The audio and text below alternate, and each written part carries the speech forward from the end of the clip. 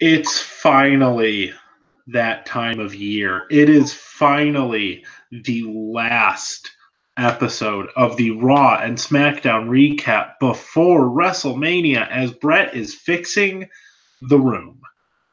Well, I gotta admit, while I was sitting here, I couldn't help but notice that every time I'm doing one of these videos, I had Wayne Gretzky in his Rangers uniform. And Ugh. I think that might be why the Edmonton Oilers are going to miss the playoffs. I think that was bad chi. So now I've changed it to the proper Oilers way, and next season will be a lot better. Yes. Anyway, Raw Smackdown recap, Unlimited. I am Walter from Unlimited. He is Brett from Unlimited. How are you doing tonight? I'm doing great. In Chicago time, we are 2 away. No, in Chicago time, we're 3 hours away from my birthday. So I'm doing great, celebrating. I got this nice. We lost him. We have lost Brett. Don't panic, people. We are trying to find him. We are going to figure out his location. This is what we shall call this episode, Raw SmackDown Recap, The Search for Brett.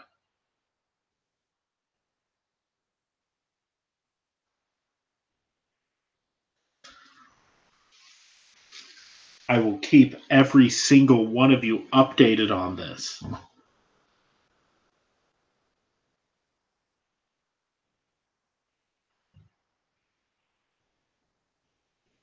And I encourage all of you to just stay calm. Just be okay. We will find him. He will be okay. He will be fine. He is not dead, I hope.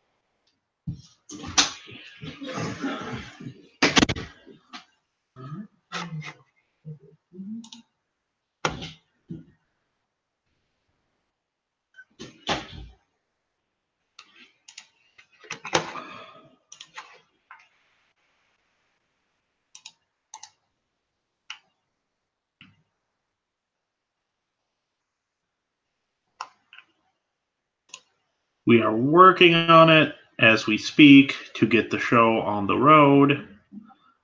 Apologies. This is what happens when, live.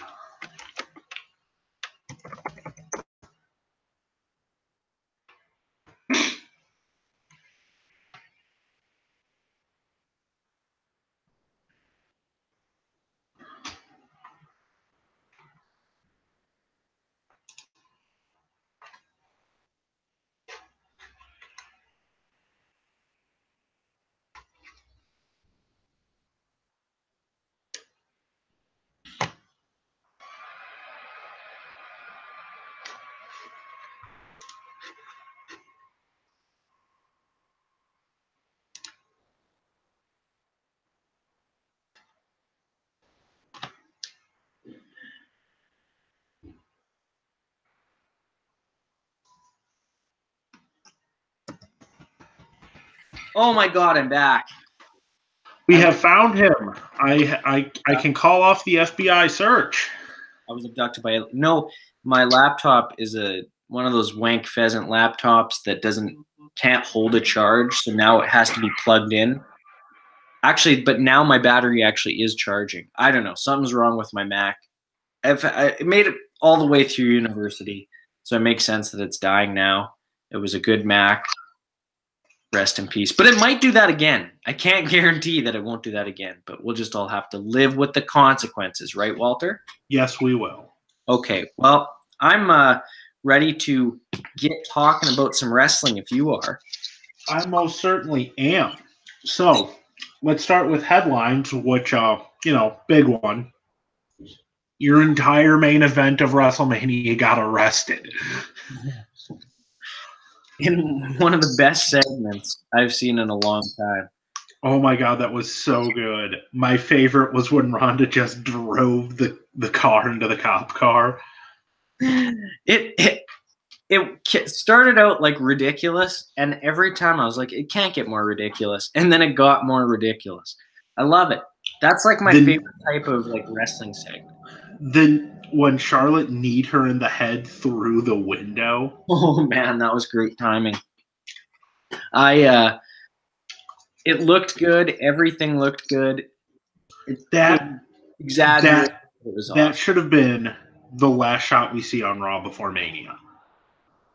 I get why they did it early, though, because then they could play it up throughout the night, right? Like they could get that exposure over a longer period of time. That's true. Like they're trying to catch people as they're coming in, right? So it's kind of like, I don't know. But I loved it. I get that. And tonight they featured it on Smackdown, too, which was great. Yeah. Becky cut a great promo on SmackDown. Yeah.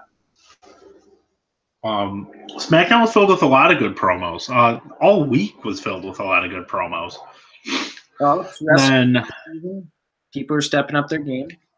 I'd say the next biggest headline is we have our SmackDown Tag Title match for Mania. Yes, we do. Yes, we do. It is the Usos defending against Nakamura and Rusev, and The Bar, and Aleister Black, and Ricochet, which if they win at TakeOver and they win at Mania, they will be the SmackDown Tag Team Champions and the NXT Tag Team Champions, and that would just be insane. I think it's going to happen. I honestly think it's going to happen. I think they're going to do something crazy like that where they can keep that sort of back and forth. Yeah. If they win the NXT titles, I don't see them holding them for long. No. Like maybe till the next TakeOver. Yeah, if even before that, it'll be quick, just kind of. Right. Like I would imagine even straight back to the War Raiders, unless they do it to Bobby and Kyle, which I'd be completely okay with that because Bobby and Kyle are great. Yeah, they're very entertaining. NXT's got a lot of good things going on. The next headline. We're getting the Demon. We're getting the Demon. That's right. That is right. Which begs the question, why not earlier? I mean, at Royal Rumble, maybe that could have been more logical, but it is what it is. It's WrestleMania. Vince, that'll be. See, I think the storyline they were trying to pitch with that is Finn didn't want to bring the Demon. Finn didn't want to beat him as the Demon. He wanted to test to see if he could do it as the man himself. So now the next time he goes back to that, that's when he goes and he long-term booking. Yes. Yeah, and also from the main event, Stephanie McMahon announced that both titles are on the line, which I think we figured as soon as Charlotte won that was. I think that just screams to me they're doing the Daniel moment with Becky, where it's gonna be the fan favorite holding 2 belts up at the end of Mania. Ended on a positive note. I think they'll have to. I don't think they would do the heel. I mean, it's not very often that they do that. No. Very often at all. So. It's not too often heels leave with any belts at Mania. Yeah. I don't know. I guess we'll see. Other than that, was there much? Not in the way of headlines, no. Because being like just before Mania, you kind of can't like throw too much else in there like a few days before. Oh, I guess the only other one, Mysterio, tweaked his knee. They're going to reevaluate him in a few days to see if he is good to go. If he's not, replace him with Andrade. Absolutely. Yeah. I think Andrade and Joe would be amazing. Oh, I think it'd be fantastic. Like, hopefully they would get like 10 minutes, 12 minutes. Yeah. Yeah, other than that, I don't know. There wasn't too much else to kind of throw. Brutus the Barber Beefcake going into the Hall of Fame, like you were about to say. Yeah. He was, well, you know what? He was in a lot of WrestleManias that I watched, so I don't know. I guess I can't complain about him too much, but I was the biggest fan. The most forgettable Starrcade main eventer of all time. Oh, God. Man, I don't know. I was not. He always just seemed like such a weirdo Hulk Hogan hang-on. Speaking of Brutus, my favorite thing is listening to 83 Weeks, and anytime Conrad will bring up Brutus, just how pissed off Eric gets. Oh, man. I have to say... Because... carry on. Because Eric feels like Brutus really, really took advantage of Hulk.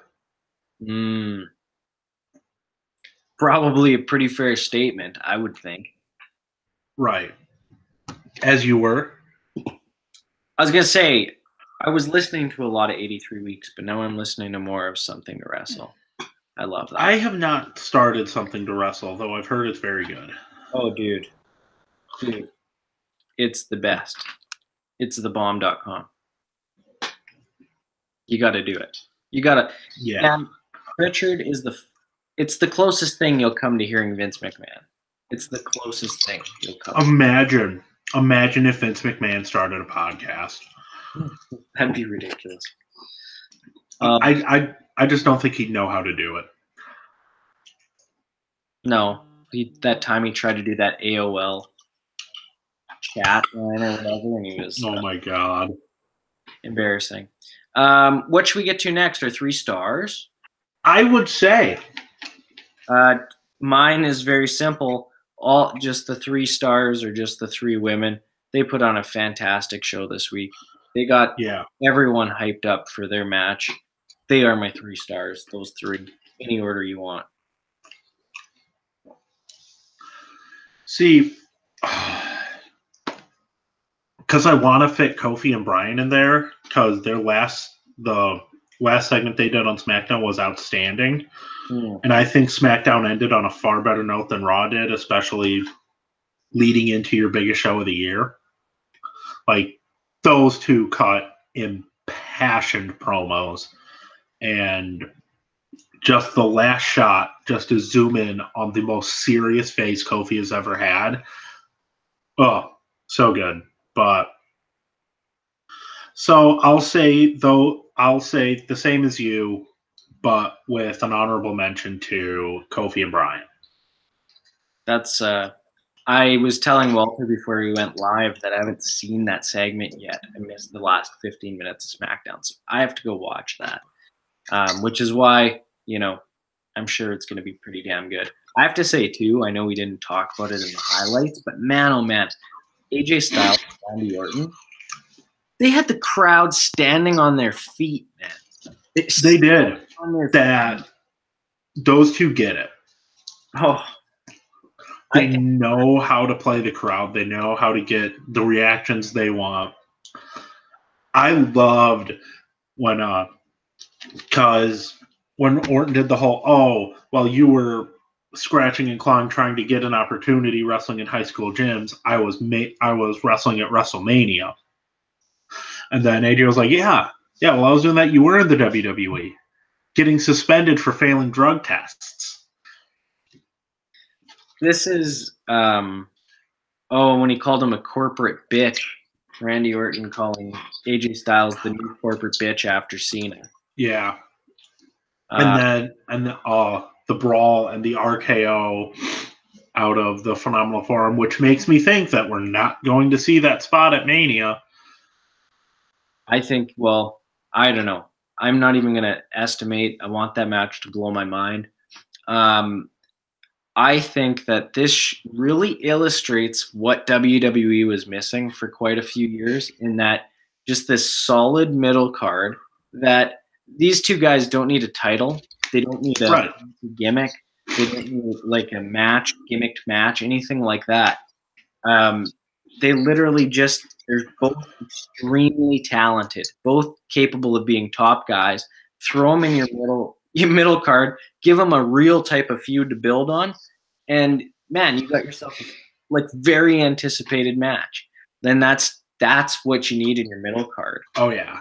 And Randy Orton's been in a few of those like random main event upper mid card matches in Mania. The one with Punk. Yeah. At 27, the one with Kane at 28. He's really done a very good job of becoming one of those stable, very consistent veterans that, you know, like if I was thinking back in the early 2000s, you know, a Benoit type, you know, I'm even better, but you know what I mean? Like where they're just kind of, if they're not in the title picture, they're just right on the cusp and just and everything they do feels important. Exactly. So, man, I was a big fan of that segment. So was I. And when KO left, man, I love that that's his talk show. He gets them riled up and he leaves so they can fight. It's just the best. It was a good show. It was.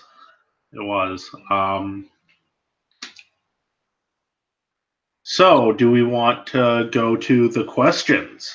Yes. Now, I'm going to let you and the viewers in on a little secret, Walter.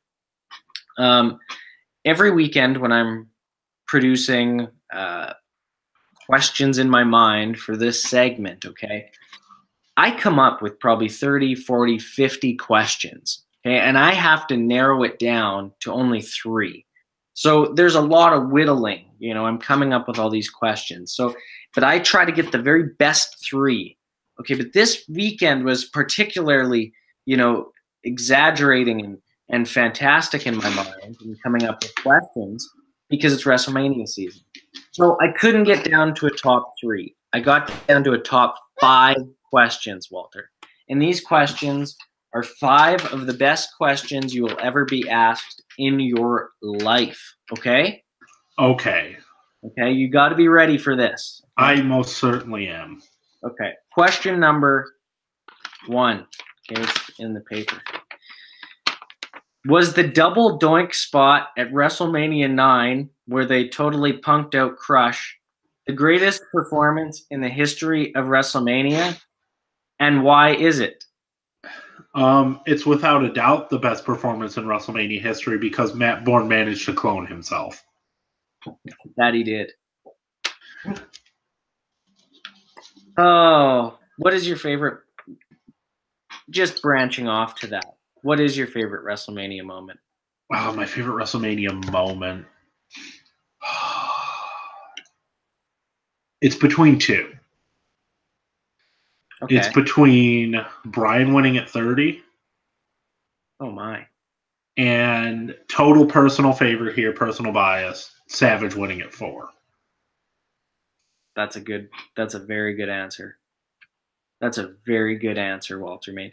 That, I would just like to point out, it happened, you could trace back even earlier, but 84 to 85, those 2 Manias, that's the greatest build.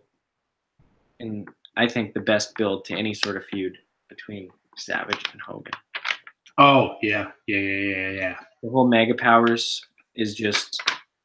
Mega Powers, then the Mega Powers imploding, and then the backstage segment in the locker room. Oh, just so good. It was. Oh, man. Everything about that. Did they ever release a DVD set on that feud or any sort of like... I don't think so. I'm going to check the network after because that would be a good one to relive. Okay, question number 2. What would Terry Funk think of Matt Meffy?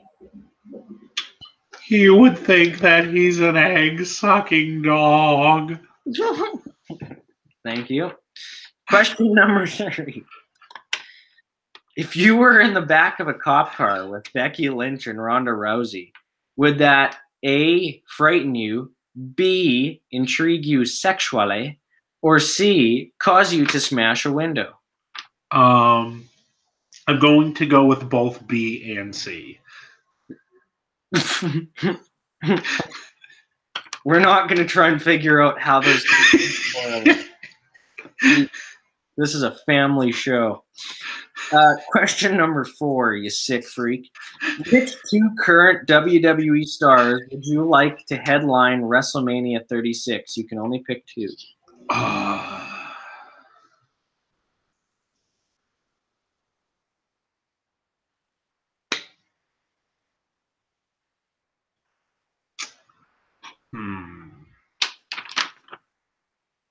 Roman and Seth. Roman and Seth. Oh my. In a double babyface match? Either that or say we get the title onto Drew, and then you give the Rumble win to Brock. People would be furious. Don't even announce that Brock's a part of the Rumble. Have him show up. Well, no, they'd have. Yeah, and then Brock wins. Brock goes into Mania, and you have him put over guys at 2 Manias in a row.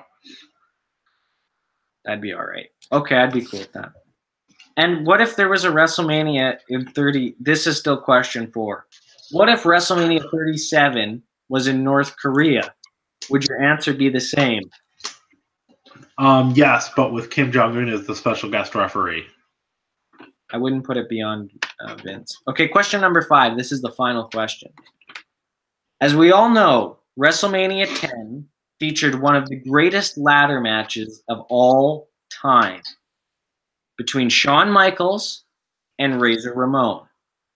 Many wrestlers have stated that this match served as inspiration for them in terms of defining a new generation and style of wrestling that had never been seen before.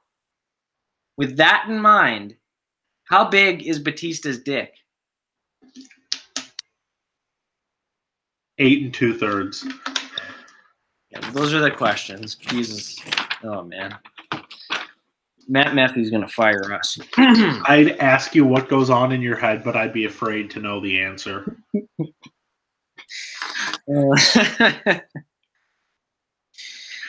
Oh, man. Final score time or what? Yeah. Raw, I'll give a solid B. I thought there was a bit of filler. I thought, especially for a go home to Mania episode of Raw, it ended kind of flat. But the women's segment was outstanding. Seth and Heyman's promo, they were both really good. And so, yeah, I think on the strength of those 2 segments, Raw gets a B. It's a 5-bagger for me. I loved it. I didn't think there was a whole lot of wasted time. The Batista segment made me laugh hard. Oh my God. Just comes in there, tells Triple H to kiss his ass, and then leaves. It was brilliant. It was the coolest thing. The women's segment, as I talked about, was fantastic. I'm looking forward to seeing Corbin and Angle. Goddamn, Michael Cole botched the call on Angle attacking Corbin from behind. God. But yeah, great. So it's a 5-bagger for me for sure. Yes. SmackDown, I'd have to give an A. I thought the action was mostly good. I thought all the segments were good. I thought even the Iconics did their job well by, being incredibly obnoxious. Yeah, they were. That promo was ridiculous. The only complaint I have with SmackDown is the fact that The Miz beat the entirety of Sanity in a handicap match. I think that's a bit ridiculous. Yeah, well, they're trying really hard to get Miz over. I mean, yeah, they're trying really hard. I don't know. The fans, if that wasn't piped in noise, then the fans really did react pretty good for him. After that was a pretty good pop. So, but yeah, overall, I love SmackDown. Give it an A. It was a very good episode. So, on the basis of it being a very good episode, give it 5 bags, but I haven't seen the final segment yet. So that, hinders that. So I would maybe drop that down to 4 bags. But of course, I also have to say that I love the opening segment very much. That'll be very memorable. And so I am going to knock it up to 5 bags. And this is a 5-bagger. This was a 5-bagger episode for sure. Oh, yeah. I am incredibly excited for WrestleMania. Incredibly excited for NXT. Incredibly excited for the ROH New Japan show, which I realize I don't have to pay for because it's on New Japan World. Well, that's very awesome. Look at that. It's going to be a great weekend of wrestling. It is. If I was to suggest everyone's WrestleMania meal, I would say make yourself up some bacon-wrapped jalapenos with cream cheese in the middle. You can just grill those on the barbecue. It's April. It's nice out. So just make up some of that. Make some nachos with ground beef, onion, green pepper. No, well, maybe some green pepper, maybe some red pepper, and some sour cream and some salsa. And what about some black olive in there too? Okay, if you're an olive person, if you're an olive guy, put on some goddamn olives. I'd recommend about 3 spiced rum and cokes. And for dessert, goddamn it, we're gonna go with McLean's Deep in Delish cake. That'll be a great WrestleMania meal. I'm eating that. I'm gonna eat that. Walter, what do you usually eat during WrestleMania? I usually just order myself some pizza, get some drinks. Do you eat eggs? That's usually a breakfast thing. No, you egg-sucking dog. God damn it. I wanted you to say that. I wanted to call it Meffy one more time. Well, Meffy is an egg-sucking dog and a son of a whore.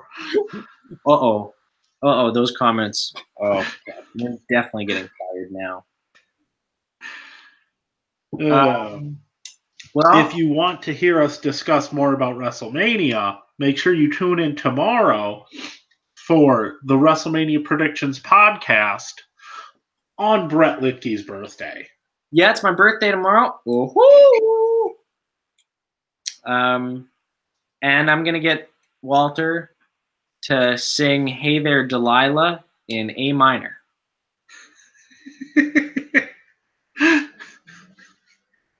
Gonna happen. That's anything for you. Thank you. That is how we will kick off the podcast tomorrow. I'm looking forward to it. That's going to be a very good Wednesday. Yes. But yes, thank you for joining us. Join us tomorrow for the WrestleMania Predictions podcast. Don't forget to like, comment, share, subscribe. Follow us on Twitter. All of that information down in the description box. You can find it, you can click it, you can follow it. Until next time, we will see you all later. Search up Gary on Facebook, Grappling Association Ring Yancey. Search it up. Join the Gary Sensation.